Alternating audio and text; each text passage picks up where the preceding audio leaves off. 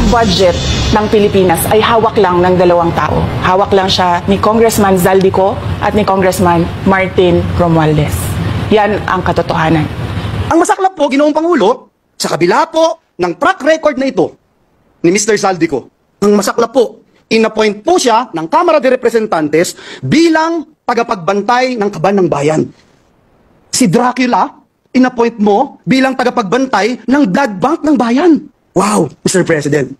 Kailan sa kasaysayan ng bayan natin nangyari ang ganitong pagkakataon na isang big-time contractor ang hahawak sa kaban ng bayan?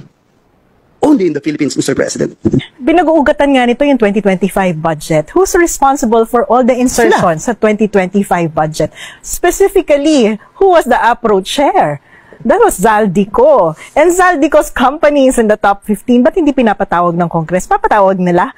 Kapag pinatawag nila at pinag-explain nila si Congressman Zaldico, baka maniwala pa ako. But I doubt, kasi ang tindi ng conflict of interest eh. So, ayun, inaaliw na naman yung taong bayan, but I don't think magkakaroon ng anything concrete na kakalabasan itong inisyatibo ng House mag-investigate.